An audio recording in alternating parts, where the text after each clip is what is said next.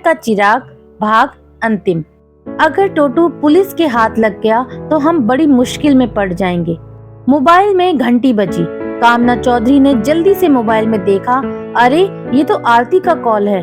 हाँ आरती बहन बोलो, क्या बात है? अरे कामना बहन, तुम्हारे घर के बाहर बहुत पुलिस खड़ी हुई है। पत्रकार की कई टीम भी खड़ी हुई है। मैंने टीवी में देख लिया है। उस तांत्रिक ने तुम्हारे घर का पता बता दिया है। उस तांत्रिक ने यह कह दिया है कि तुम भी किसी बच्चे की बलि देना चाहती थी। अगर तुम इस मुसीबत से बचना चाहती हो तो जो मैं कहती हूँ वो ध्यान से सुनो और जल्दी करो। कामना चौधरी मोबाइल को एक कोने में रखकर जल्दी से टोटू की तरफ लपकी। अलमारी से सोनू के पैंट कोट और टाई देते हुए कहा, जल्दी से इन कपड़ों को पहन लो। नारायण चौधरी ने जल्दी से टोटू के अच्छे से बालों की कंघी करते हुए टोटू से कहा, 10 बरस पहले हमारा एक बच्चा खो गया था। उसका नाम हमने राम रखा था। पुलिस को तुम अपना नाम राम बताना, ठीक है? और हम तुम्हारे माता पिता हैं, पुलिस को यही बताना। टोटू को सब कुछ समझा दिया। नारायण चौधरी ने जल्दी से दरवाजा खोला। पुलिस कमिश्नर अपने सिपाहियों के साथ कमरे के भीतर आए। इधर उधर नजर दौड़ाते हुए कहा, दरवाजा खोलने में इतना समय क्यों लगाया? कामना चौधरी जल्दी से बोली, सर्दी बहुत है, रजाई से निकलने का मन नहीं कर रहा था। गहरी नींद में थे हम सभी लोग, बस अभी अभी जागे हैं। पुलिस कमिश्नर ने आदेश दिया, पूरे घर की तलाशी लो। इन्होंने बलि चढ़ाने के लिए कोई नाबालिग बच्चा यहाँ छुपा कर रखा हुआ है। एक सिपाही ने कमिश्नर साहब को बताया, सर यहाँ तो हमें कोई बच्चा नहीं मिला। इस घर में ये 3 बच्चे हैं और ये 2 माता पिता, टोटल 5 सदस्य हैं। पुलिस कमिश्नर ने कहा, कोई बात नहीं, हम इन्हीं से पूछताछ कर लेते हैं। नारायण चौधरी आप ही का नाम है, कितने बच्चे हैं आपके? नारायण चौधरी ने उंगली से इशारा करते हुए कहा, मेरे 3 बच्चे हैं। बड़ा बेटा राम जो आपके सामने खड़ा हुआ है सूट पहने हुए। दूसरे नंबर पर हमारी बेटी टीना, ये रही आपके सामने। और तीसरे नंबर पर हमारा छोटा बेटा सोनू, ये नीले कमीज पहने हुए खड़ा है। पुलिस कमिश्नर ने बताया, सुबह थाने में किसी कालिया प्रसाद का हमारे पास कॉल आया था। शायद वो अस्पताल से बोल रहा था, अंतिम सांसें गिन रहा था। मरते मरते उसने हमें बताया कि इस घर पर उसने किसी टोटू नाम के बच्चे को बेचा है। हमें टोटू की तलाश है, लेकिन हमारे पास टोटू का कोई फोटो नहीं है। अपने बड़े बेटे को बुलाओ। जी बुलाता हूँ। राम बेटे, पुलिस कमिश्नर से बात करो। देखो बच्चों, पुलिस की मदद करो। अगर यहाँ कोई टोटू नाम का बच्चा है तो हमें बताओ। राम ने बताया, कमिश्नर अंकल, मेरा नाम राम है, मेरी छोटी बहन का नाम टीना है और मेरे छोटे भाई का नाम सोनू है। ये मेरे पिता नारायण चौधरी हैं और ये हमारी माता कामना चौधरी है। आप लोगों को सूचना गलत मिली है। यहाँ टोटू नाम का कोई भी बच्चा नहीं रहता। जिस कालिया प्रसाद ने आपको थाने में कॉल किया है, हो सकता है आपको परेशान करने के लिए उसने झूठी बात कही हो। पुलिस कमिश्नर ने नारायण चौधरी को वार्निंग देते हुए कहा, जिस दिन भी हमें टोटू मिल गया, हम टोटू से खुद पूछ लेंगे उसकी बलि चढ़ाने वाले वो लोग कौन थे। पुलिस कमिश्नर कमरे से बाहर आए।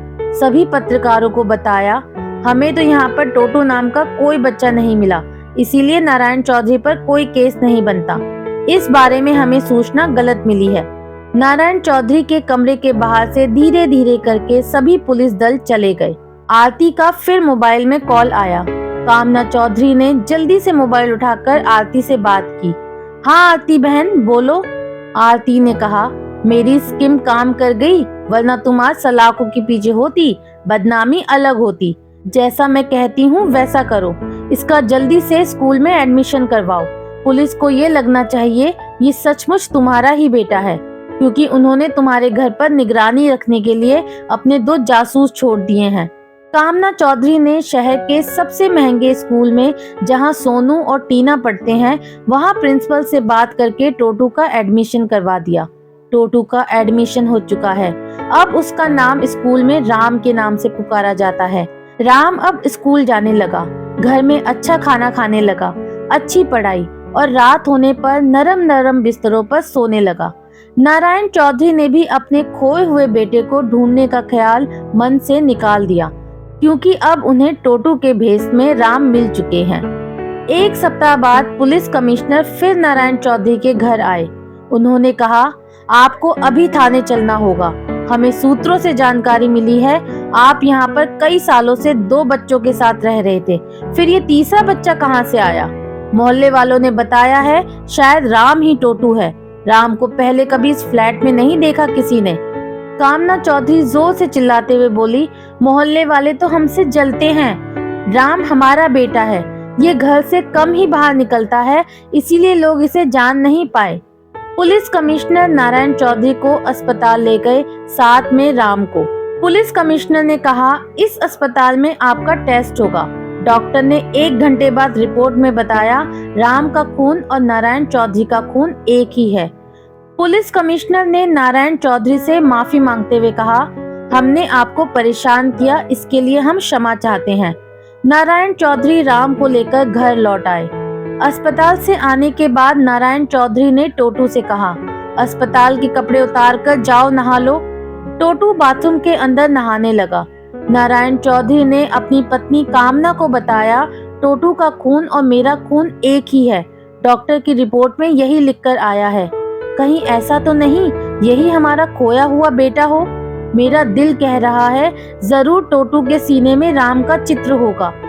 कामना चौधरी बोली, कैसी पागलों जैसी बातें कर रहे हो? टोटू हमारा बेटा कैसे हो सकता है? नारायण चौधरी ने कहा, एक बार उसके सीने में देख लेते हैं, तसल्ली हो जाएगी। कामना चौधरी और नारायण जी दौड़े दौड़े बाथरूम की तरफ बढ़े। इस बार टोटू बाथरूम की कुंडी अंदर से लगाना भूल गया था। बाथरूम का दरवाजा थोड़ा सा खुला हुआ था।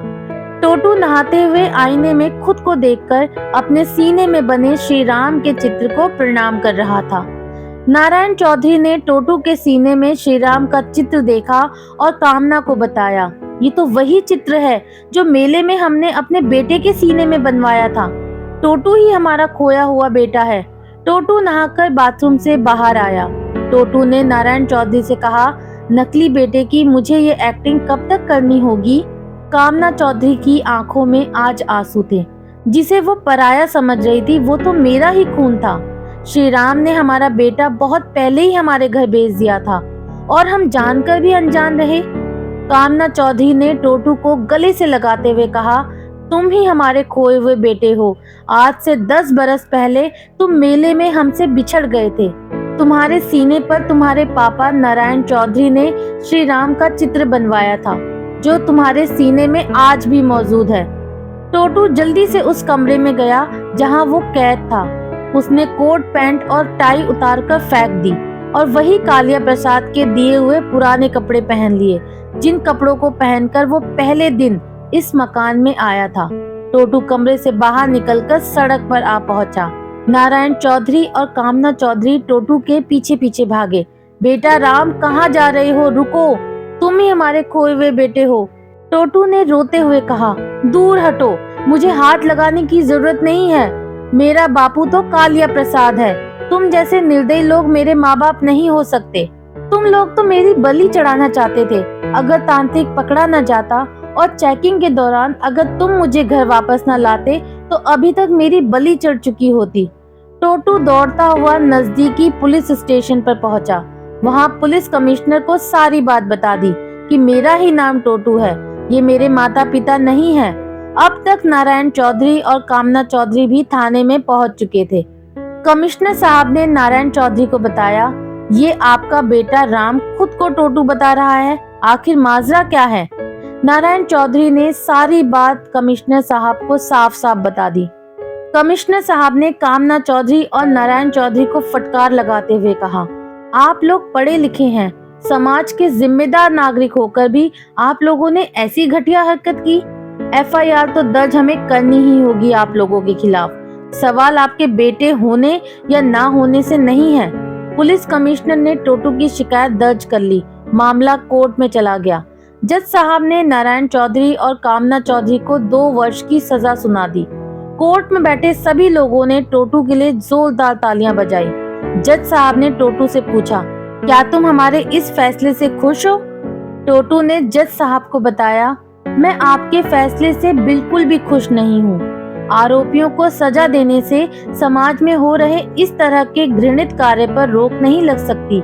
ये जो कटघरे में खड़े हुए हैं नारायण चौधरी और कामना चौधरी, अगर ये मुझे अपना बेटा मानते हैं तो इनसे कहिए, इस समाज के बड़े बड़े बंगलों, मकानों, फ्लैटों की फौलादी दीवारों के बीच जो मासूम बच्चे आज भी कैद है, वो वहाँ दर्दनाक जिंदगी जी रहे हैं। ये उन सभी बच्चों को वहाँ से मुक्त करवाकर सभी मासूम बच्चे और बच्चियों को स्कूल में दाखिला दिलवाए। समाज को बेहतर से बेहतर बनाने के लिए गरीब से गरीब बच्चों को शिक्षित होना जरूरी है। नन्हे बच्चों के हाथों में झाड़ू पोछा, छैनी हथौड़ा, चाय की केतली नहीं होनी चाहिए। एक हाथ में किताब और दूसरे हाथ में कलम होनी चाहिए। जज साहब ने खड़े होकर टोटू के लिए तालियां बजाई और कहा, नारायण चौधरी और कामना चौधरी को सूचित किया जाता है, जितने भी मासूम बच्चे फ्लैटों में, बड़े मकानों में कैद हैं, जिनका जीवन वहां नर्क बना हुआ है, कारखाने में और दुकानों में कैद हैं, उन बच्चों को वहां से छुड़वाकर सरकार की तरफ से जो सरकारी आश्रम बनाए गए हैं बच्चों के लिए विशेषकर, वहां पहुंचाना है सुरक्षित। आप लोगों को पुलिस की पूरी मदद मिलेगी। नियम ये रहे, पहले दिन तुम्हें 10 बच्चे बंद कमरों से मुक्त करवाने होंगे, दूसरे दिन तुम्हें 20 बच्चे बंद कमरों से मुक्त करवाने होंगे, तीसरे दिन तुम्हें 40 बच्चे बंद कमरों से मुक्त करवाने होंगे और इसी तरह करते करते 10वें दिन तुम्हें 5120 बच्चे मुक्त करवाने होंगे। टोटल 10 दिनों में 10,230 बच्चों को मुक्त करवाना होगा। ये तो केवल 10 दिनों का आंकड़ा है। 1 महीने तक ये आंकड़ा 20 लाख से ऊपर पहुंच जाएगा। देश भर में 1 करोड़ से ज्यादा कारखाने हैं।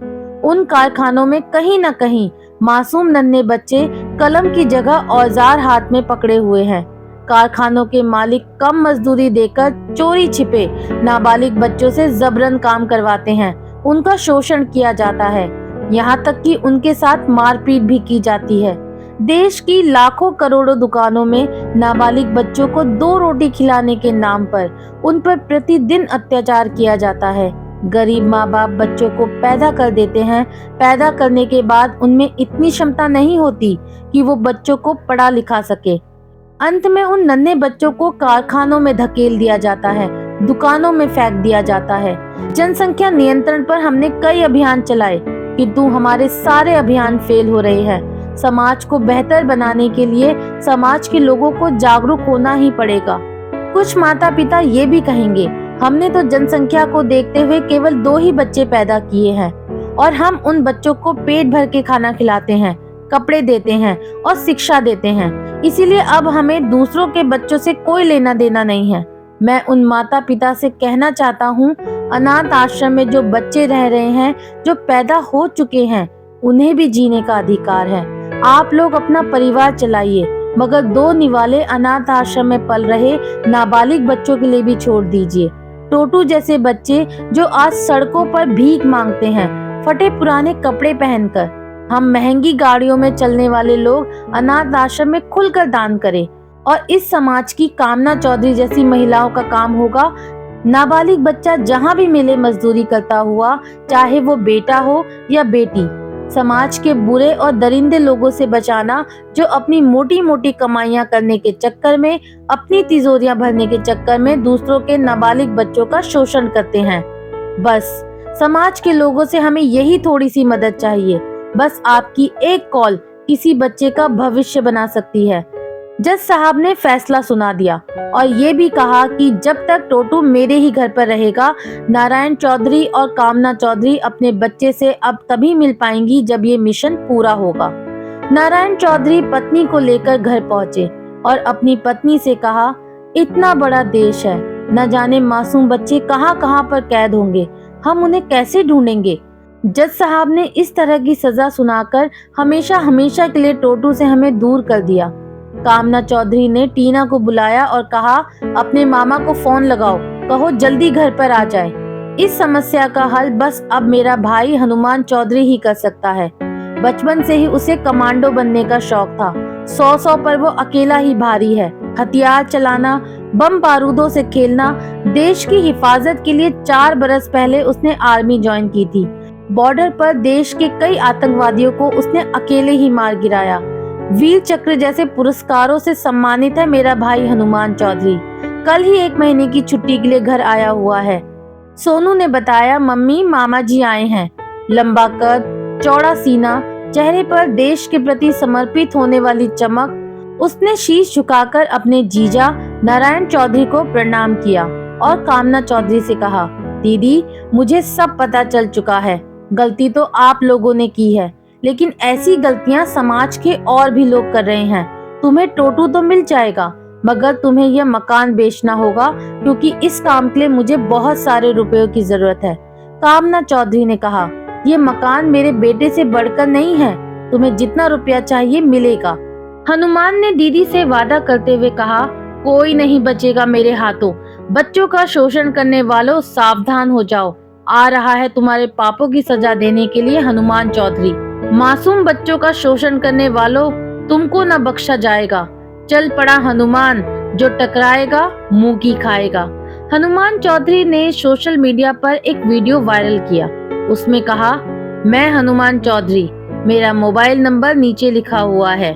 किसी कारखाने में, दफ्तर में, दुकान में, घर में, मकान में, सड़क पर, फुटपाथ पर, जहां भी कहीं भी कोई भी नाबालिग बच्चा या बच्ची काम करते हुए दिखाई दे तो मुझे तुरंत कॉल करे।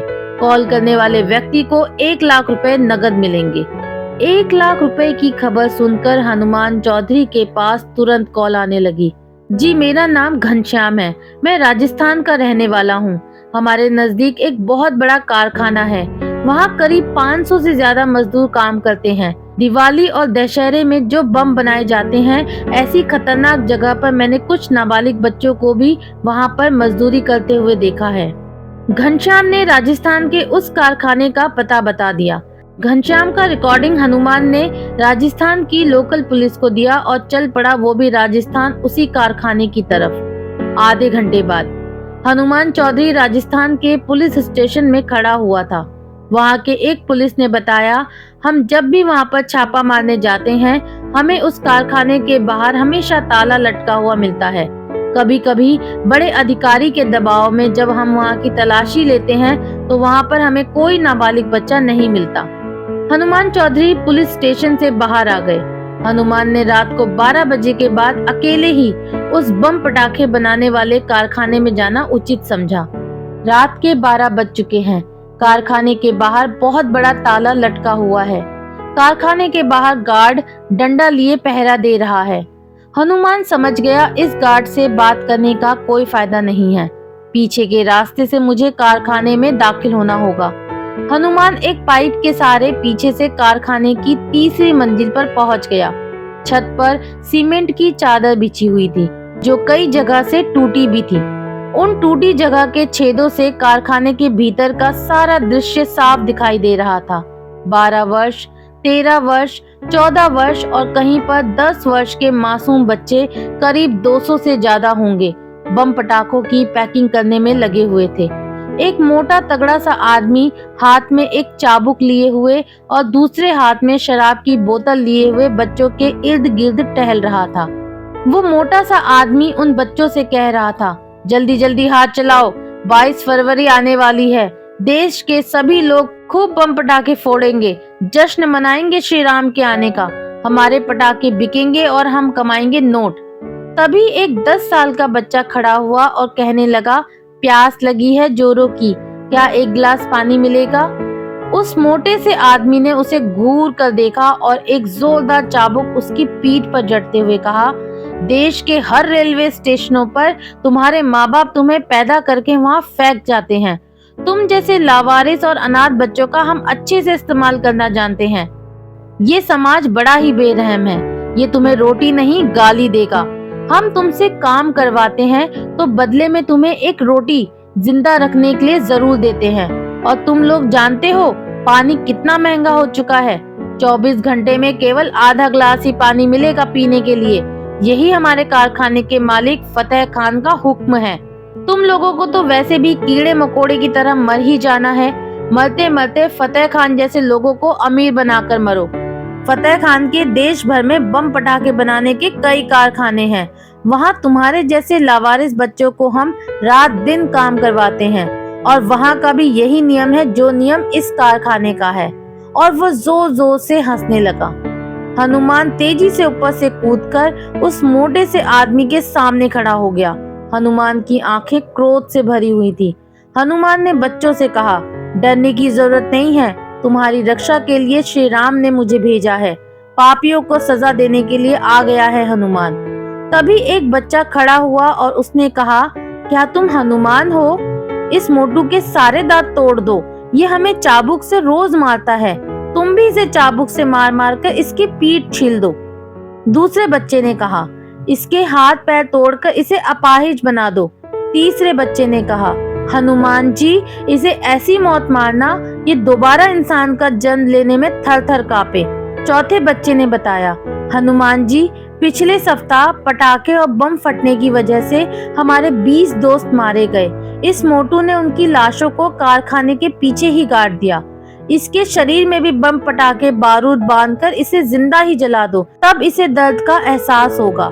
कारखाने के चारों तरफ बहुत सी पुलिस की गाड़ियां आकर रुक गई। मीडिया की 2 गाड़ियां भी खड़ी हो गई। कामना चौधरी अपने पति के साथ कार से उतरते हुए बोली, ठहरो, अभी कारखाने में कोई नहीं जाएगा। हनुमान की कमीज के बटन में जो हमारा कैमरा लगा हुआ है, उसका लाइव वीडियो पूरे देश को देखने दो। मेरा भाई हनुमान पहले उस मोटू चाबुक वाले आदमी की अच्छे से चटनी बना दे, उसके बाद ही आप लोग उस दरिंदे को गिरफ्तार करेंगे। देश भर के सभी लोग अपने अपने टेलीविजनों में हनुमान का लाइव वीडियो देख रहे थे। जनता की आवाज तेजी से गूंज रही थी, हनुमान, मारो इस दरिंदे को, छोड़ना नहीं। इन मासूम बच्चों पर बहुत अन्याय किया है इसने। हनुमान उस दरिंदे को मारते हुए, पीटते हुए, घसीटते हुए कारखाने से बाहर ले आया। पुलिस ने उस मोटू को गिरफ्तार कर लिया। सभी बच्चों को सुरक्षित निकालकर उन्हें अस्पताल पहुंचाया गया। ठीक से खाना न मिलने की वजह से सभी बच्चे कमजोर हो चुके थे। कोर्ट के आदेश पर कारखाने को सील कर दिया गया। फतेह खान को उम्र कैद की सजा सुनाई गई। पुलिस टीम ने शहर, गांव, हर छोटी बड़ी बस्ती में अपनी पूरी ईमानदारी के साथ 2 लाख से भी ज्यादा नाबालिग बच्चों को बाल मजदूरी करते हुए पाए जाने पर उन मालिकों पर मुकदमा ठोक दिया। इस वारदात के बाद देश भर में एक अलग ही माहौल बन गया। फ्लैटों और कोठियों में रहने वाले लोगों ने अपने घर में मजदूरी के लिए रखे हुए नाबालिग बच्चों को तुरंत स्कूल में दाखिला दिलवाया और उनकी शादी तक का पूरा खर्चा उठाने की कोर्ट में अपील डाल दी। जज साहब ने फिर एक बार सब लोगों के सामने घोषणा की, मुझे तो ऐसा लगता है भारत की इस धरती पर फिर से आ चुके हैं प्रभु श्री राम। ये सब उनका ही चमत्कार है। नारायण चौधरी और कामना चौधरी जैसे लोगों ने अपनी गलती सुधार कर बहुत से मासूम लोगों को बाल मजदूरी के विरुद्ध खड़े होकर जो जंग छेड़ी, उसमें ये लोग सफल रहे। टोटू, नारायण चौधरी का बेटा, ये आपकी अमानत जो हमारे घर पर है, मान सम्मान के साथ आप लोग उसे लेकर जा सकते हैं। अदालत में खड़े टोटू ने खुशी खुशी अपने माता पिता के पैर छुए। अदालत समाप्त होने के बाद टोटू कार में बैठा हुआ है और वो कार चल दी नारायण चौधरी के फ्लैट की तरफ। दोस्तों, इस कहानी के लेखक नेक राम जी का इस कहानी को लिखने का उद्देश्य सिर्फ यही है कि कहीं पर भी नाबालिग बच्चे या बच्ची का शोषण हो रहा है तो चुप मत रहिए, जागरूक बने, आवाज उठाइए। दोस्तों, आपको ये कहानी कैसी लगी मुझे कमेंट बॉक्स में जरूर बताइएगा। बहुत जल्दी मिलती हूँ आपसे एक नई कहानी के साथ। तब तक के लिए बाय बाय।